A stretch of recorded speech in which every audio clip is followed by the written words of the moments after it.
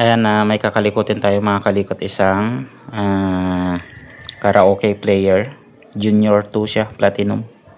So ang problema nito mga kalikot, labas pasok yung kanyang ito lagayan ng CD. So try nga natin.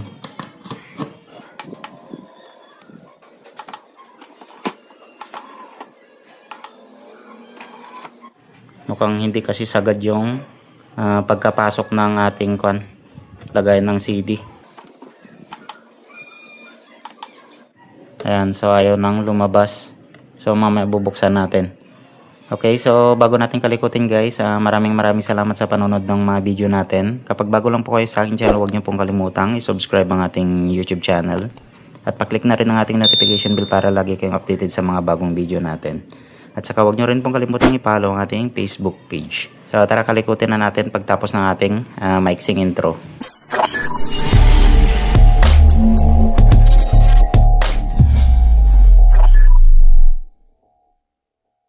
Nabuksan na natin mga kalikot. Ayan o. At saka hindi siya sagad. Ayan, tapos biglang magbubukas. So baklasin natin ito. Mukhang nalagyan ng grasa itong belt nya. Ayan o. Punasan muna natin.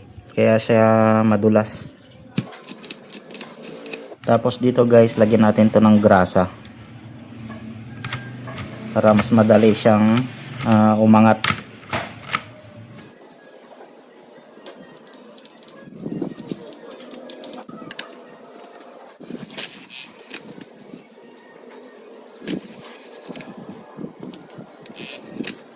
Dito mga kalikot, lagyan natin ng grasa para madulas niyang mahila pataas yung lens.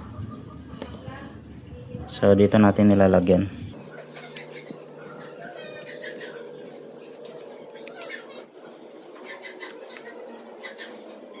Tapos dito rin mga kalikot, dito sa may daanan ng guide nya. Yan, lagyan rin natin yan mamaya. Saka natin subukan. So kanina kasi yung kanyang belt ng motor nya parang nalagyan ng grasa kaya madulas. So mamaya try natin. Pati dito mga kalikot to. Yan, sa guide nya. Kahit sa kabila. So lagyan ko muna siya and then salpak ulit natin.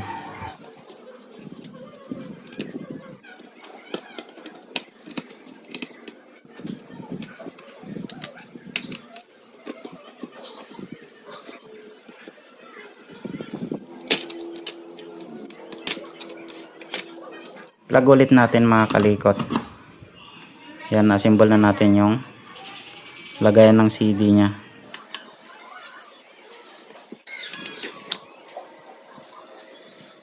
So sagad na yung pagpasok niya mga kalikot. So obserbahan na lang natin. So ganun lang yung gagawin nyo mga kalikot. Lagyan nyo lang ng grasa or linisan nyo muna. Tapos lagyan ng grasa. So yung pinanglagay natin grasa, yung hindi siya malapot, yung pang printer. Yan, open natin.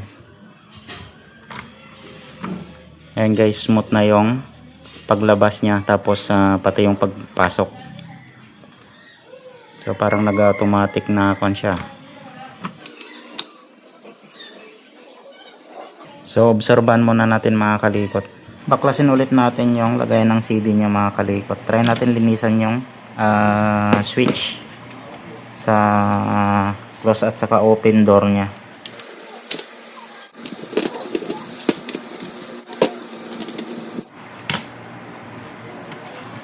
Ito yung lilinisan natin mga kalikot, itong mismong switch. So tanggalin muna natin.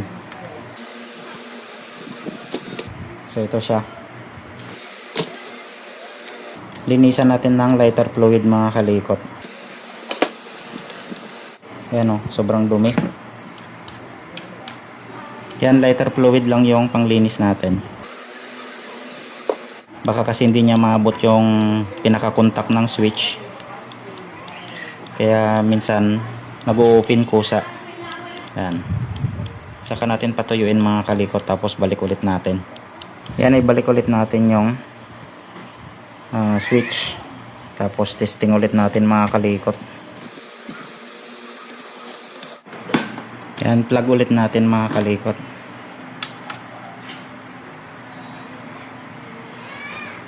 Open natin. Yan. Tapos close muna natin. Ayan, so nag-reading na siya. Okay, assemble ulit natin.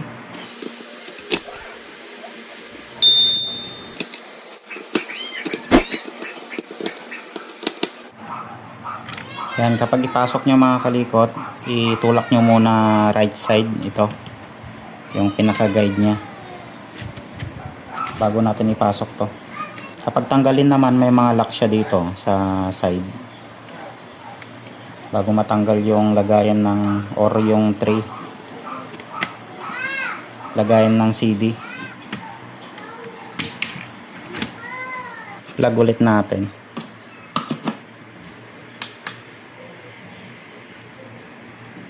So obserbahan natin na kung lalabas yung tray nya.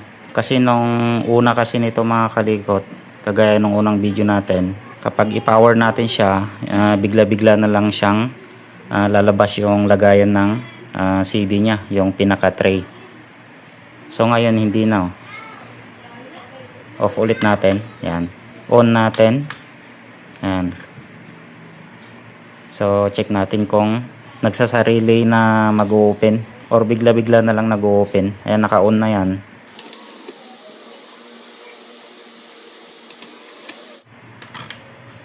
Ayan. So nagre-read ka agad siya. So yun lang yung ginawa natin. Naglagay lang tayo ng grasa sa mga guide nya. Tapos nilinisan natin ng lighter fluid yung switch ng open close nya. Yan, lagyan natin ng nalagyan natin ng grasa yung kon.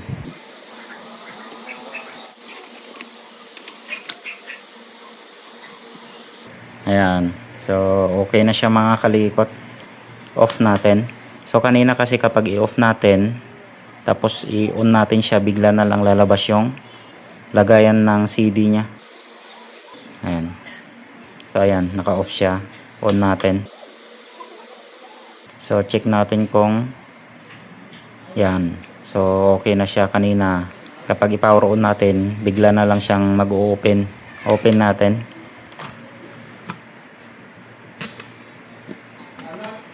Close natin. Ayan, smooth na siya. Open natin.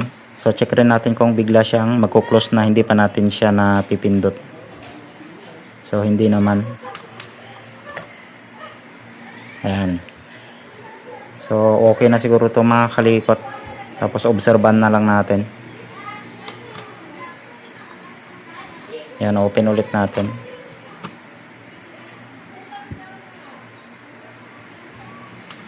Close. Ayan. Off muna natin. Unplug natin. Yan. Plug.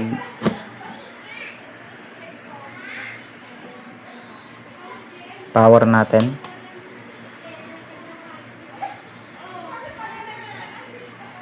Ayan, so nagre-reading na kaagad siya. So kanina nung unang try natin, kapag i-power natin siya, mag-open na kaagad yung lagayan ng CD niya. Okay, so okay na siguro to mga kalikot. Okay, so yun lang yung ginawa natin mga kalikot. Naglagay lang tayo ng grasa na pampadulas ng tray niya or lagayan ng CD.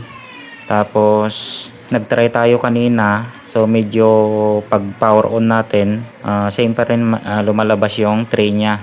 So ang ginawa natin, nilinisan natin yung pinaka switch mismo ng tray or yung lagayan ng CD niya. So hanggang sa naging okay na siya mga kalikot. So yun lang yung ginawa natin. Yan, off muna natin. So yan, power ulit natin. Yan. So nag-reading na kaagad. Open natin. Close. Open. Close. Ayan. So kanina kasi kapag i-close natin siya, may natitira pa dito sa dulo. Kumbaga hindi siya sumasagad na pumasok. So ngayon okay na siya kasi nilagyan natin siya ng pampadulas. Okay, so okay na siguro to. So hanggang dito na lang yung video natin para dito sa ating Platinum Junior 2 na video okay player. So maraming salamat guys sa panonood ng mga video natin. Kapag bago lang po kayo sa aking channel, huwag niyo pong kalimutang i-subscribe ang ating YouTube channel. At pa-click na rin ang ating notification bell para lagi kayong updated sa mga bagong video natin. At saka huwag niyo rin pong kalimutang i-follow ang ating Facebook page. So maraming salamat, ingat kayong lahat, and God bless sa ating lahat mga kalikot. Bye bye.